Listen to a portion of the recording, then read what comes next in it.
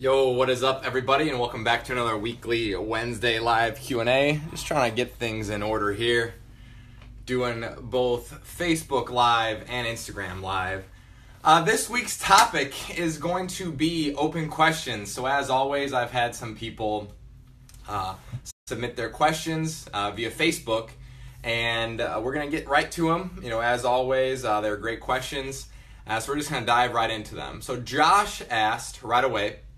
He said, I have a question. If I'm around 10% body fat and I'm aiming to get 4 to 5%, give or take, contest shape, how many weeks should I give myself to prepare? 18, 20, 25 weeks. And should I aim for, should I aim for pounds per week, fat loss? So anyway, I asked Josh a little bit more information, asked what he's weighing in at. I know what he usually competes at. So right now he's at about 215, and I believe he competes about 185 to 190. So let's just call that like 25 pounds or so, give or take. I feel like a lot of people are about 20 to 25 pounds over stage weight at any given time. So what would I recommend Josh? Well, if he said he's about 20 pounds, let's say, over stage weight, I would say that a 25-week prep would be ideal. The longer the better, in my opinion, because we all know that weight loss doesn't happen linearly. The ideal situation, you could lose 1 pound per week, but we know that doesn't happen. We have weeks where we stall. I just had a week last week where my weight didn't move. So if you're counting exactly on a pound per week, that could just be a high stress situation. So I would extend that prep to about 25 weeks. So give or take, this is what I like to do. Simple math. If you want to take like 1 pound, or I should say, whatever, how many weeks that you have. So let's say 25 weeks, and on an average rate of loss of about 0.75 pounds, and then you figure out how many weeks that's going to take you. So that's how I would definitely do it. I would shoot for about 0.75, because that some weeks you're not just going to hit one. One's a lot of pressure to be able to hit on the dot every single week, because a lot of times that it's not always going to be that way. Another question that came in was Julie. She said, how badly do you think external stressors, work, relationships, finances, etc., can prevent fat loss during prep? Big time. And I think that's, honest to God, like why my prep has been so successful this time around, is because my external factors are low. Sure, the job that I work during the day, I'll say like at the gym, that does provide me with a little bit of stress. But other than that, stress is fairly low for me. I'm really not worried about it. I'm in obviously a great relationship, with my wife, that we're living together. So that's fantastic. She helps me out a lot. Finances are good, business as well, etc. External factors, just, friends, family, whatever. I could definitely see how that could have a negative effect on you. And that's when a lot of people, unfortunately, they try to block out their family and whatnot. And it's unfortunate that some people might do that, but you just have to try to keep everybody in. So how much do external factors? Huge. Let's say your stress is up from finances. Let's say you're scrapping for money, and then next thing you know, your sleep starts to go to shit. Because your sleep starts to go to shit, your training starts to go to crap, and then with your training start to go to crap, then you're losing muscle. You're probably holding on to a lot of water. You're not looking good. You're not feeling good. And that definitely will negatively influence your prep. It's hard. There's never a good time to compete. This year, I knew last year I was getting married. I know next year we might try to have kids. This is kind of the year for me, for a long time now. I know that this is the time that my stress is probably going to be the lowest, even though this is one of the busiest times of my life. I just don't have a ton of external factors going on. But I know that in the future, it's not always going to be this easy. So Julie, I know for a fact, has been looking for homes. Obviously, she's in contest prep. She's newly married. So a lot of these things can negatively influence you, and that could definitely affect your prep. And I would say that try not to worry about the things that you can't control. So that's one of these situations where you worry about too many things that are out of your control. For instance, let's say like just finances, like you get into a car accident or something and then you have another bill to pay, or, just something out of the ordinary. Like, you can't let that just absolutely ruin you. You just have to kind of roll with the punches, pay it or pay what you can and then keep it going. So yeah, I mean, I would say that stress is the number one prep killer. You heard that first from me. Go ahead and quote that. If you're high stress, there's not a good possibility that you're going to be able to finish your prep. And that's unfortunate. I mean, you can, but you might not look your best. So that would probably be the number one prep killer, I would say would be a high stress situation. I mean, I've known people that have prepped through high stress situations before. They've had parents die, and they end up stepping on stage. Props to them. I don't think it gets any more stressful than that. But when it comes down to it, if you have to back out of a prep because of super high stress and if it's just not going well, no one's really going to care. Like, I know, like, everyone thinks they have a ton of fans, but at the end of the day, like, you have to do what's best for you. So if high stress is just absolutely trashing you, ruining your prep, just pull out, and there's always going to be next year. I know a lot of people don't want to hear that, but it's just kind of the reality of the situation. Matthias said, the dumbest shit I've ever done during prep, asking for a friend. Gee, Matthias, I wonder why you're asking that. I would say back in my first prep, so this was 2011, I was fairly young. I would basically eat clean for 6 days, and then on the 7th day, I just remember going to town, just having a full cheat day. I remember sometimes getting physically ill, throwing up just from eating too much during those days, and then I'd have to work my ass off during the week to burn that all off. That was bad. That was really, really dumb. But I dieted for like 3-4 weeks for that first contest. So that was the dumbest shit I've ever done during contest prep, was just binge eat every 7th day. And I just remember going to like a graduation party at my then girlfriend, now wife's neighbor's house. And I had to leave because I just ate too much. Like, it was a graduation party. You know how graduation parties are. There's food everywhere, cookies and cake, and I ate too quickly and I ate way too much, and I had to go home because I had to throw up because I ate too much, and that was really, really dumb. But other than that, since then, guys, I've been spot on. I'm not too proud of that, but hey, everybody's first year, you live and you learn a little bit. So yeah, that's the dumbest thing I've ever done. Ben asked, after your injury, how did you work around that at the gym? Maybe Ben is talking about my back, I will assume. What did you have to do differently to avoid re-aggravating the injury while maintaining your strongest lifts? That's a tough one, Ben. So, as some of you guys may not know, I injured my back last September, early September. I could not deadlift, I could not squat, I could barely do anything, for that matter, for 3-4 weeks, and then I finally went to a chiropractor. They started straightening me out. I started getting back in the swing of things. I would say late October, early November. So yeah, even since then, I've been really watching my movements. So right now, I still do not squat. I hack squat. So I've changed my lifts.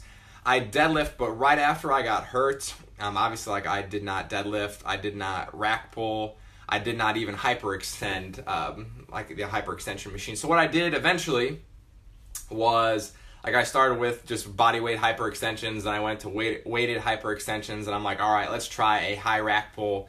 I high rack pulled for a few weeks with moderate weight. Then I was like, okay, let's try to add a little bit more weight.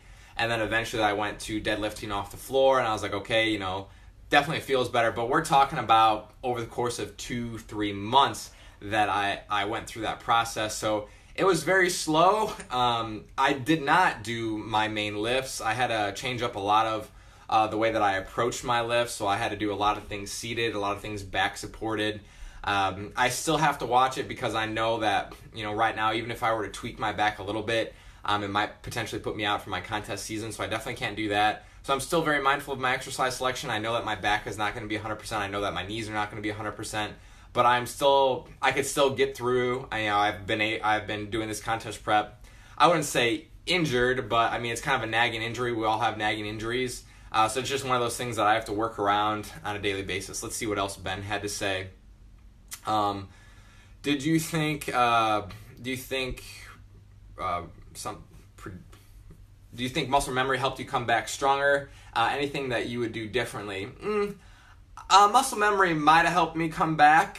I don't necessarily know if I'm stronger. I don't honestly know if I lost muscle mass, because what I hurt essentially was a disc in my back and a ligament in my knee. Those are the two separate injuries. So over that course of time, I don't think I actually lost a ton of muscle mass. Did I lose a little bit of strength? Yeah, a little bit, just because I wasn't doing that. Do I believe in muscle memory? Yeah, one of my friends who's actually studying to be a doctor right now, he was talking to me about it yesterday. And I do believe in it, as far as like the scientific reasoning behind it, just from like the muscle fibers not deteriorating, essentially just shrinking, not swelling. They can bounce back fairly quickly. I'd like to see a little bit more studies on it in particular. It's kind of a new thing that's being studied anyway. But yeah, I don't think that had too much of a factor with me. But I think the biggest factor was me just taking things slowly in order for me to properly recover. Because if I went from completely injured to, let's say, I'm just going to try to deadlift again, that would be a bad way of doing it. You know, did I potentially lose out on some gains because I went so slow? Yes, but I was willing to take that because I knew that I had to heal, relatively 100%. Like I said, guys, I'm not necessarily healed 100% as it is anyway. But I was good enough to go into prep, and I feel like I'll be fine throughout the rest of prep. What I've done now, though, knowing that my lower back is not necessarily a strong point for me, there are days, for instance today, if some of you guys, well, you didn't see my footage yet because I didn't put it up, but I rack pulled instead of deadlifted today. Sometimes I don't even rack pull or deadlift. Sometimes I just like barbell row in a Smith machine, for that matter, just to keep my lower back, safe.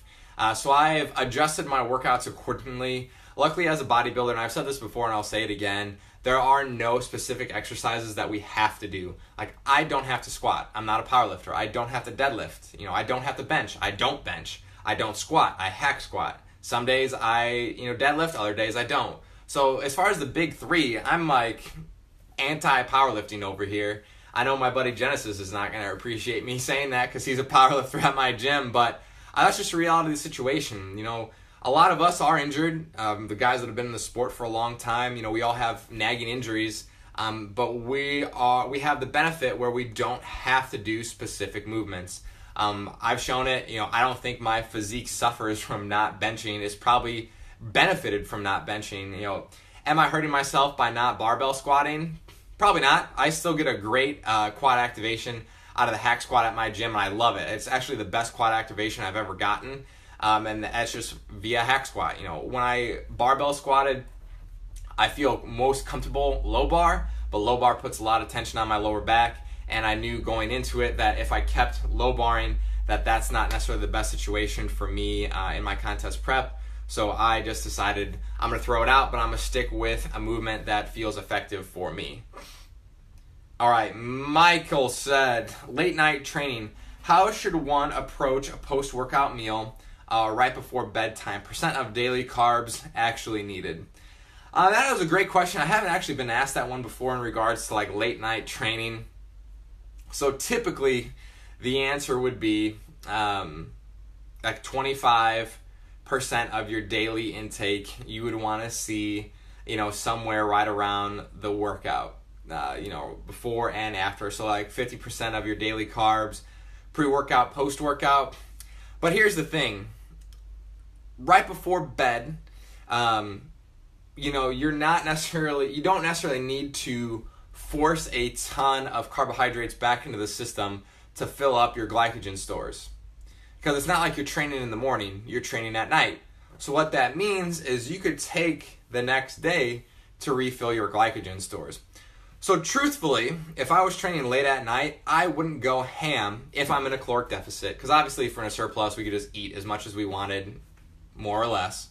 But I would actually just have a smaller meal, truthfully, like maybe maybe like 15 to 20% of your daily carbs at night. And then the following morning, start increasing your carbohydrates as you lead up to that last meal of the day, your pre-workout meal. Obviously, that one should be the biggest. So maybe that one is, 25%, 30% of your daily intake, and then the one after, be 10, 15%. That's how I would personally do it, because a lot of guys, they think that, oh man, I need to slam a ton of carbohydrates right after my workout. The only time that I would actually recommend someone take in a large amount of carbohydrates at the end of the day, like a larger meal, is when they're training super duper early in the morning. So let's say somebody trains at 5, 6 o'clock in the morning. Their pre-workout meal, their larger meal would be, at 9 o'clock, 10 o'clock the night before. I would still have them wake up, eat a smaller meal, let's just say like drink core like MRP or something, and have like a piece of toast or whatever, something just small just to have in your stomach to keep performance up. But then I would have them, train like that. So technically, the night before would be your pre-workout meal. If you're training at night, have your biggest meal before you train, and then just a smaller meal afterwards, because you could spend the rest of the day, getting in those carbohydrates, and it'll restore your glycogen levels as the day goes on. Obviously, you're not burning any calories. You're not burning as many calories because you're not training during that day. So, Mike, great question. Very good. And then, guys, if you want to ask any more questions via the live feeds, go ahead, because we're going to wrap this video up. There wasn't a ton of questions today. I know it wasn't a specific topic. I just kind of wanted to leave it open-ended. I've had a lot of specific topics as of late. So if you want to get a couple more questions in, feel free to ask. I have one more question pre-written already, and it was from Matthias again. And he said, reversing after a show, how would it be any different between a competitive natural bodybuilder and someone who does, let's say, powerlifting, but still doesn't want to gain excess weight? Is there any differences? I would say, yeah, I would say that there's differences, just because, let's be honest, like, natural bodybuilders or any competitive physique athletes are probably going to get really lean, in comparison to someone who's a powerlifter. Like, yes, powerlifters do diet. I'm not saying that they don't diet, but in the grand scheme of things, like a competitive physique athlete is going to be deeper down into a deficit than most likely a powerlifter is. I'm not saying powerlifters don't get lean, because yes, some guys do have to drop a lot of weight in order to make certain categories. I would say that the natural bodybuilders or the natural physique athletes, reverse would be more aggressive. I would out of the gates, because they've been in a prolonged deficit. Typically, you don't hear of a lot of powerlifters dieting for 40 some weeks like I'm doing, for my bodybuilding show. So yeah, I would say that the natural bodybuilders would be more aggressive out of the gate, and I would say that the powerlifters might be a little bit slower. That's just because of where they currently sit. And then Jimmy asked me, which Jimmy's one of my clients, and he knows the answer to this. I usually troll his videos, so he thinks he's funny and trolling my videos. He asked me, am I natty? And Jimmy, yes, you know the answer to that. Yes, I am. Proud of it. All right, guys, that is actually the end of the video today. 18 minutes. So I said I was going to try to keep these under 30 minutes, mainly because contest prep is not necessarily kicking my butt, but my mental capacity is not necessarily what it is in the off season. And I had one more come in here on Facebook. Let me just see what it said here. It says, how long before your workout do you eat my pre-workout meal, larger carb meal? I personally eat 2 hours out exactly. And right now my pre-workout meal, obviously I'm dieting. My pre-workout meal is about 70 to 75 grams of carbohydrates. And that's 2 hours out. I feel most comfortable 2 hours out because it allows me to completely digest my food. It's not like I expel it out of my system, obviously, but it just allows me to digest.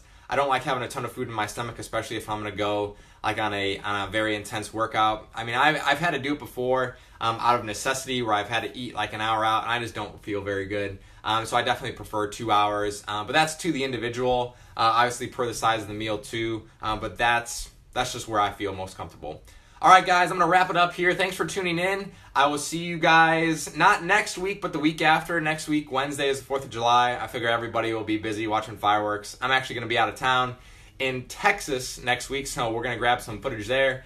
But yeah, have a great night, guys, and I will see you very soon. Peace.